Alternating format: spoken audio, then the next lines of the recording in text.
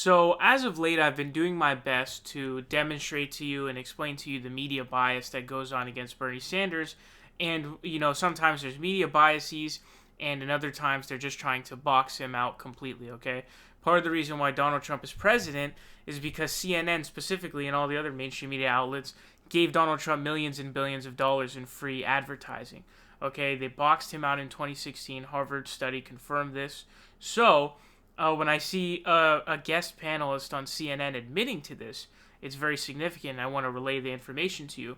Now, this is a guy by the name of David Axelrod. You should know David Axelrod, okay? I believe he was part of the Obama administration, and he has had some good analysis, but I believe he had said something that I had thought was really cringe. I can't remember what it was, but he was a harsh critic of the Hillary Clinton campaign and saying that she didn't step foot in Wisconsin and that she was not a good campaigner. And it makes sense that that would come from David because obviously Obama was a really amazing campaigner and he was very effective. That's why he won. But he's going to admit that mainstream media never talks about Bernie Sanders. Let's hear this out. I think we never talk about Bernie Sanders. He is actually doing pretty well in this polling. He's actually picked up. And the fact is, Bernie Sanders is as consistent as consistent can be. You know what he's going to say. I always say it's like a Billy Joel concert. You know, you hear the hits from the 80s, the 90s, the 2000s. Everybody knows the words and they sing along, but they love it and they come. And he's got a very devoted following. But there is something that's new, and I'm going to. So right there, what you see is he admits there that Bernie Sanders is not talked about in the mainstream media. Okay, and it's a very concerted effort. There's a concerted effort to completely ignore him. Don't bring any attention to Bernie Sanders. You know why?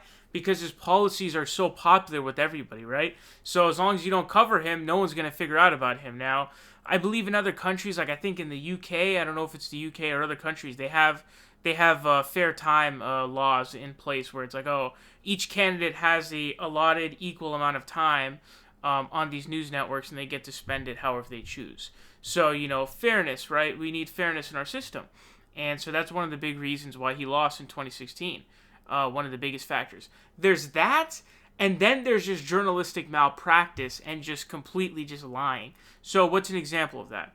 In 2016, right, during the election, what did they do? In the delegate counter, they included superdelegates, which were over 600, and they included it in the counter for Hillary Clinton, despite the fact that the superdelegates don't vote until the convention, okay, in the summer. They don't vote until the convention in the summer. And so it misleads people who are viewing, and they're like, oh, Hillary's got this in the bag, Bernie has no chance, so I'm not going to throw away my vote. It's so horrible. It still pisses me off to this day. I remember being in the car hearing the radio, and I was like, this is unacceptable, man. Why are you doing this? And I just covered a story yesterday, literally yesterday, okay, about how they're using 6 weeks old polling data, 6 to 7 weeks ago polling data for Iowa to try to basically relay this point that, oh, Bernie is doing poorly. And he's in fourth place instead. But really, you look at the RCP average, he's in second in Iowa. So, you don't use 6 weeks old polling data because so many things have changed since then. It's incredibly irresponsible to do that, folks. Incredibly irresponsible and absolutely unacceptable. And so to see, David Axelrod on CNN here admitting this is great. But I don't think a lot of people saw this. And in addition, I want to say to the consistent point, I've been making the consistency point for a while. When I do my RCP breakdown videos, I always explain to you Bernie Sanders is the most consistent candidate in terms of polling data. He kind of stays in the same realm, and he just keeps going.